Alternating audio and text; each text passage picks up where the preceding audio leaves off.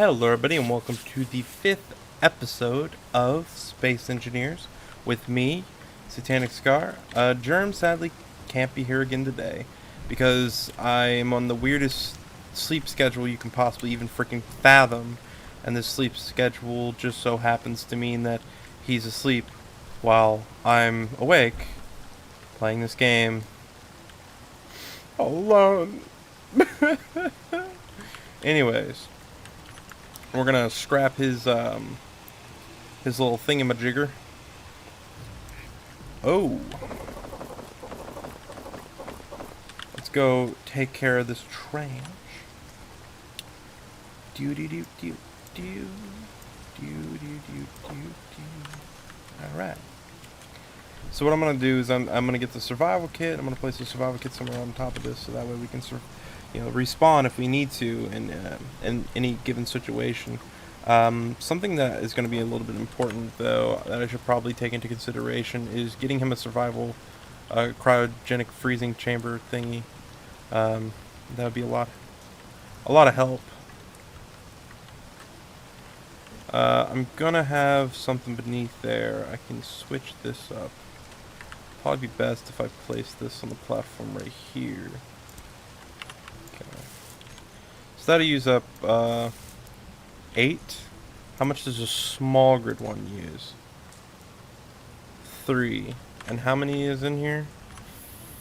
Freaking 3. Oh no, wait, 3's already being used. Okay, my bad.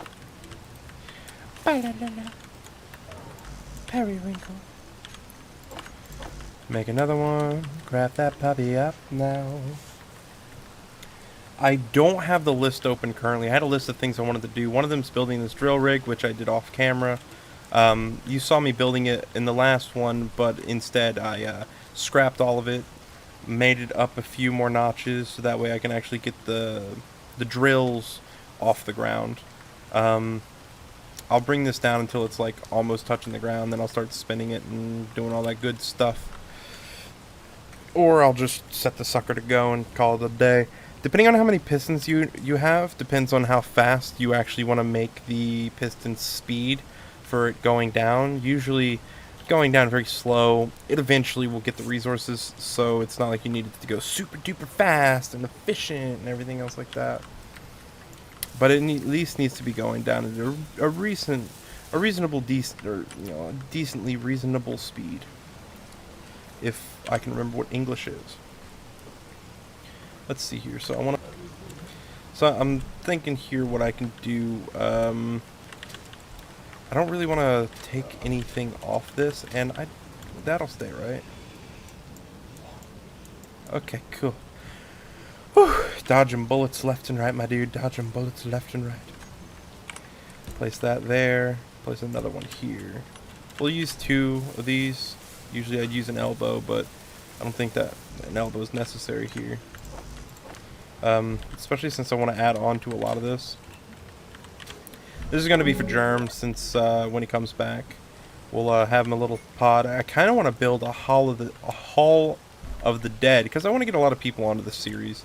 Even if it's not popular and people aren't watching it, I still want to play with a lot of my friends, and I think it'd be really, really cool to do a collaboration with like my brother or one of my best friends, and just get together and just play. We'll have just a big building, like maybe over here, and just lined with the walls are just people in cryogenic freezing chambers. Just tons of people. I want to have at least like 30 people on each side, which is a hell of a lot of people. And especially to be a unique individual that I'm playing with, not just playing with them because I can, maybe get a bunch of YouTubers and stuff like that. But pipe dreams are always fun. Just believing something will happen, even though it might not happen, still can be fun.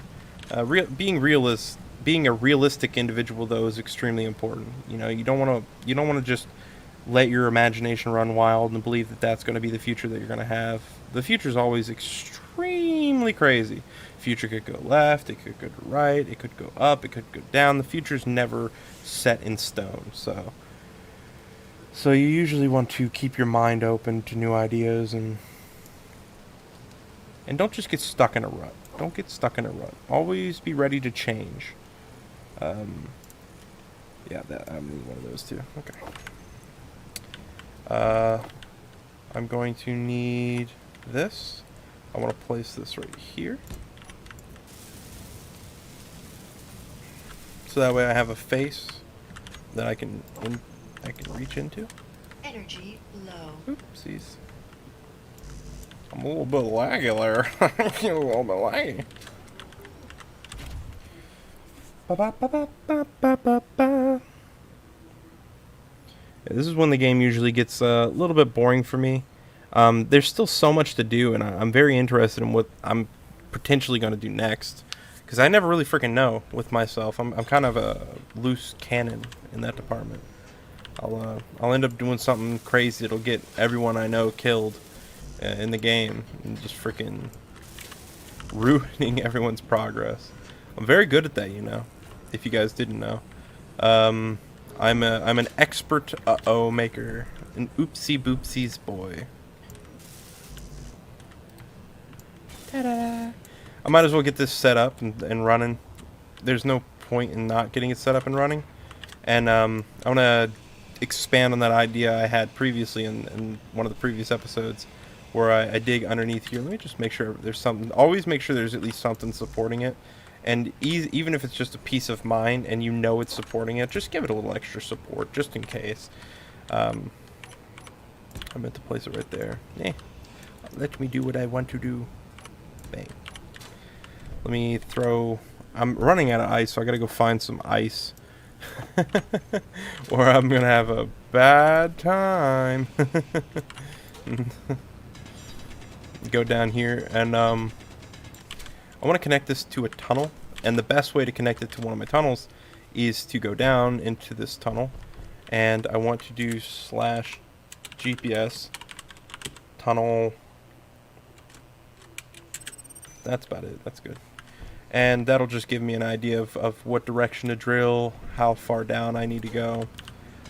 So a large container or something, as long as I can see upward, I can place it. Usually it's best to place it from the side or something like that, but I can't be inside of it. Which I mean is self-evident, right? And I'm going to build like a trapdoor right here, so that you can move in and out of this little area. I'm thinking... So my original plan was just to put one down and then put the container beneath, but I kind of want to have a couple more utilities beneath the facility. And a good way to do that is probably to dig straight down like this. I'm going to put a door there and then run some piping down alongside it.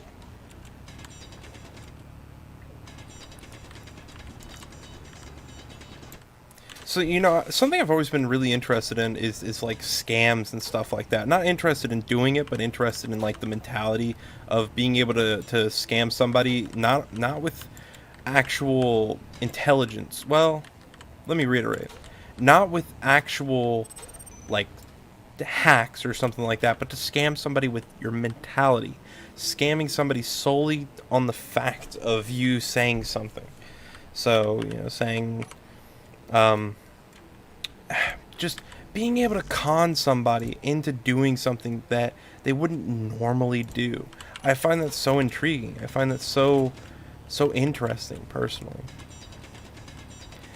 Because I guess it shows like a level of intelligence, even if you don't want to admit that scammers are intelligent. That's something, man. To come up with a way to scam money off of somebody, it takes a certain kind of scumbag, yes, but also it takes a certain level of intelligence. A lot of these people, though, they don't come up with their own scams. They're like part of a group of scammers, and they've got like head honcho, the boss, the big boss, the scammy boss. He's really good at scammy whamming, and he knows his way around a freaking lie or two. And so he comes up with a method, and they all talk about it, and they all talk about how to get away with the money. And, you know, there's like the wristband scam where they like tie the wristband onto you, and then after they do it, they ask you for money. They're like, oh, give me money, or they'll drive up to you and be like, I don't have money for gas, and they'll give you an item. It doesn't need to be a specific item. It just needs to be like a freaking ring or a shirt or something like that. It doesn't really need to be much. It just needs to be something, and then they'll charge you money after the fact. like, you pay me money now. And it's like, I don't want to pay you money. That's stupid. I freaking, you said I could have this for free, and now you're asking me for money. That's not how this works, you know? I'm like, well, I'll call the cops. And it's like, do it, bitch. Let's see what the cops do, huh? When I tell them that you told me that you were going to give this to me for free, and now you're trying to hold my, something or whatever hostage so that you can get money out of me. You're extorting me for money right now. Yeah. And fishing is such an interesting thing, and it's war of words. Being able to con somebody into giving you more information specifically on the way that you speak, right? You say a geographical location, like, oh, my parents come from Brazil or something like that, and they're like, oh, well, I located out of this, or I'm located out of this area, and then it gives the scammer enough information. Okay, well, that's good information, because any information to a phishing scammer is good information. If you ever get a call, right, on your phone or something, and they're like, well, they want to just have a casual conversation, but they won't really tell you what they want, then normally they're just fishing for information. Normally, though, a phishing scam is held on, like, advertisements or something like that, where they don't actually legitimately have anything. They just ask for specific information, and if you're silly willy, then you put in your information. That's all they need to be able to become you, do identity fraud. It's not, because it sounds so simple, but these scams, these lies, these phishing attacks are very elaborate. They're simplistic, but effective and elaborate. I don't know. I think it's scummy either way, but still, you gotta give scammers, well, you don't have to give them credit, but I like to at least think that it's pretty crazy. I mean, I've almost been scammed. Scamming is not something somebody wants to have happen to them. You don't want to be freaking scammed, but at the same time, you gotta at least give them credit for freaking. Nah, fuck it, dude. Don't give them credit. They're scumbags, anyways. I don't know what to tell you, man. At the end of the day, I find it all very intriguing. When I was in school, I wanted to go to school for, like, building computers. But the more I was in school, the less I wanted to do it to build computers, and the more I wanted to do it to protect people. Because it's so easy to just lose your way and get scammed, or to lose your way and just, like, there's so many companies that say, I will give you this, right?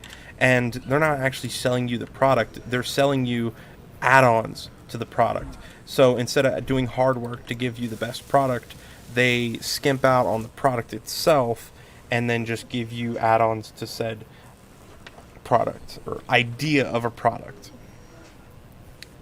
Like, they're not selling me a good computer, they're selling me a box, they're selling me an icon, they're selling me a company, not actually selling me a company, but selling me the idea of a company. I didn't want to do that. And it all falls apart. No, I knew it's fine.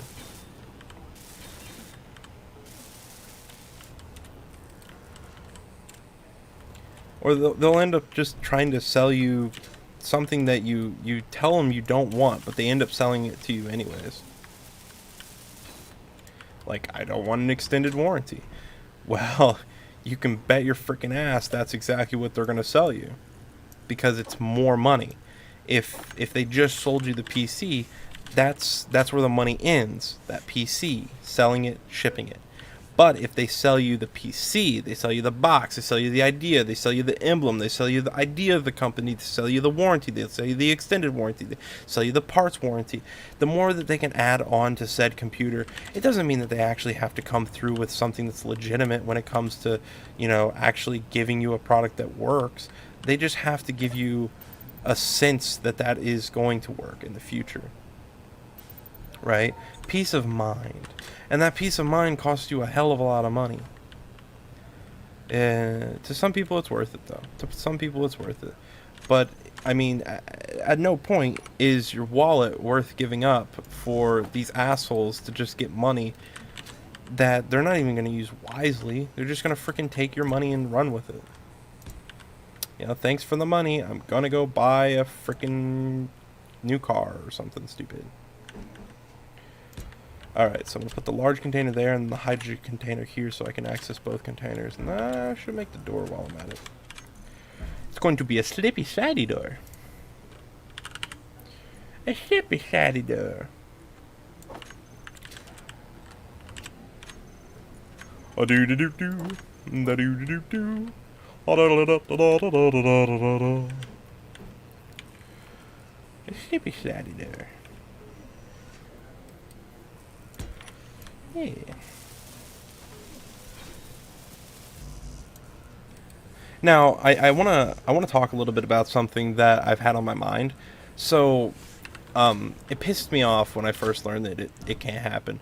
I thought that I could pressurize, like the gravel and everything here. If I built underground, then I wouldn't have to like fill everything in with the blocks. I would just be able to pressurize said room.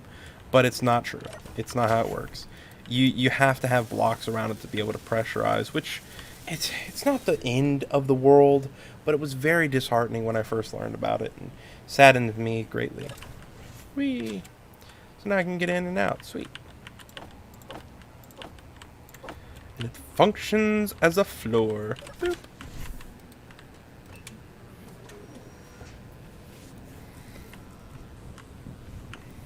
Oh man, what to do with you? Because you're always broadcasting, and I don't want people to know that I have energy. I want to get rid of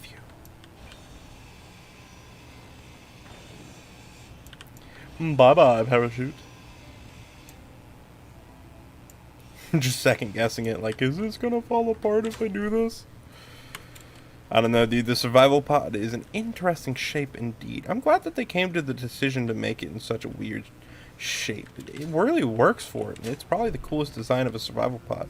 I've seen some really cool designs, but a lot of people want to go with like a sleek ship design instead of this design. They want it to be able to fly off the bat and be able to go into space and everything else like that. It's like the whole point of the game is to build your own ship. Don't just give me a fully functioning rover right off the bat, or give me a fully functioning ship right off the bat. I find that stupid. Of course, the game, the Space Engineers game, they do right off the bat give you a ship that you can spawn into, and a lot of people will tell you not to go with that first because that kind of ruins the experience. And a lot of people that I know of, my friends included, and my brother's pretty bad for it, is he likes modified servers. And a lot of the time I hear the excuse, well, I don't have time in the day, or they'll use the excuse, I'm still having just as much fun as I would if I played the game from the basics, from scratch.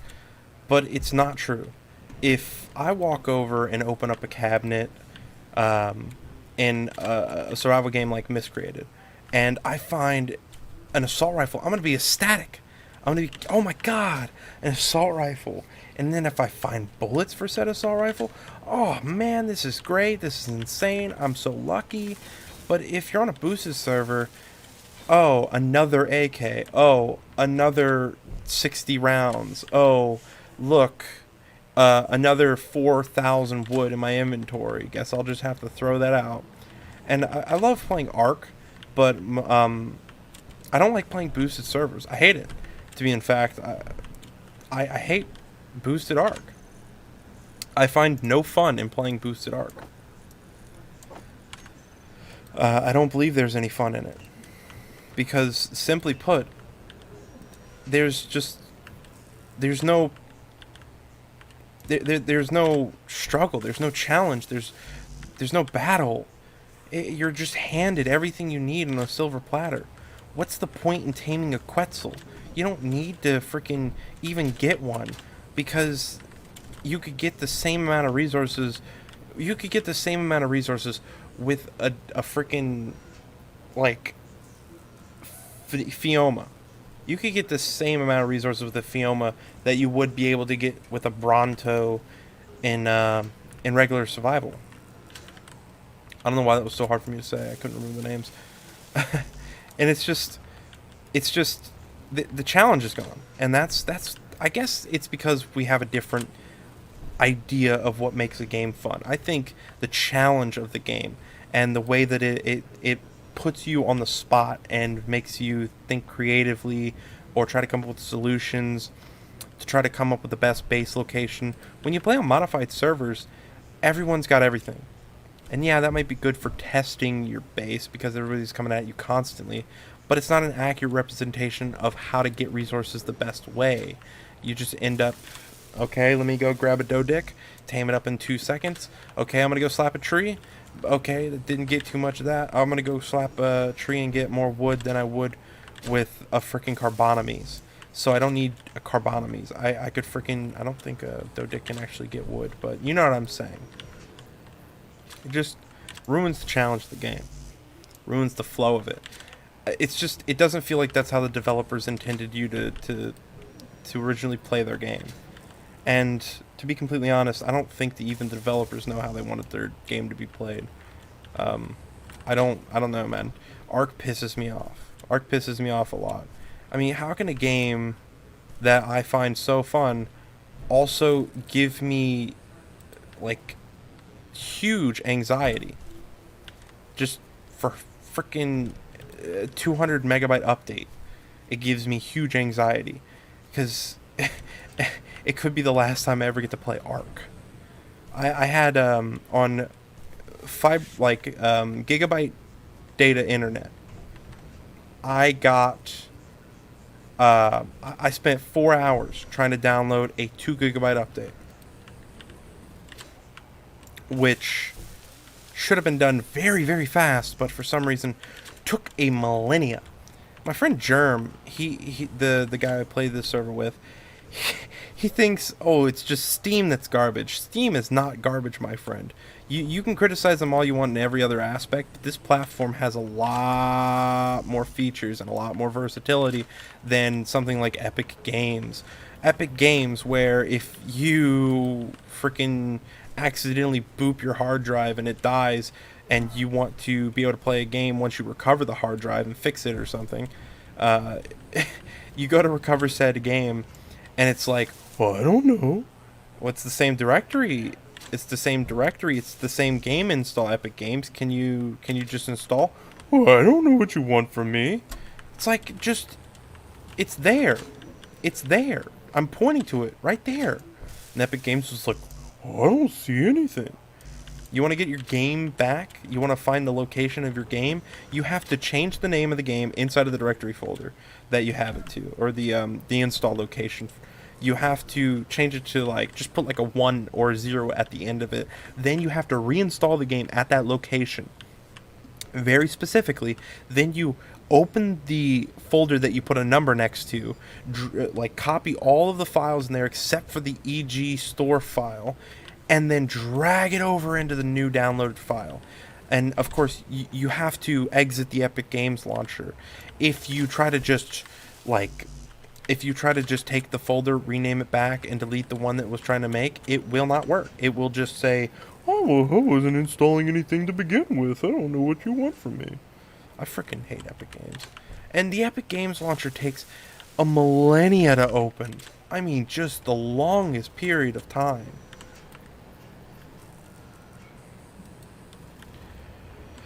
I don't know why I came all the way up here for that. I could do it right here. Oh, it's built. There we go. Alright. Let's get to work on that hydrogen container. Do that hydrogen tank. There we go. And boop. Go down here. Okay, grab the first. Put it there. Dig just a little bit out of this little area so that I can see the panel and see how much hydrogen we have. You can always put an LCD monitor, which I'll probably do up there actually. I fairly enjoy using LCD monitors to tell like what's going on in the system. The only real big problem with LCD monitors is that there's not like a lot of options for monitoring things, which in a game all about this scientific stuff, or like science and stuff like that, you would think that there would be a lot of ways to monitor different things, and there's not. I mean, everything's so inaccurate, which that you can get accurate results with a little bit of downloads or mods or scripts. I just wish there were some more real game implementations of being able to, monitor the exact amount of hydrogen in your system. Rotor. So what I like to do is I like to turn the rotor off. I don't like to use rotor lock at all. I want to turn the braking torque up to maximum, and then the torque up to maximum. Actually, let's take it off of maximum. We'll take it down until there, and then we'll set the velocity to 2. Turn that on. Then set the pistons velocity to... Sorry, just to give you guys some context of why the video got cut right there is the video just stopped recording. I think I accidentally pressed the recording button on my recording software, which is it's on my numpad, and when I was typing in numbers, I think I accidentally pressed it. But I want to reiterate something that I talked about while the recording software was off, and that's why I upload my videos at 720p. It's because my internet's not the best, and that's probably self-prevalent by the fact that Germ was complaining about the internet. It goes in and out every now and then because it's not a typical cable internet or dial-up. It's actually a hotspot, and just wanted to get this out there for anybody that's watching this in the future. I will talk to you guys later. I hope you enjoyed the video.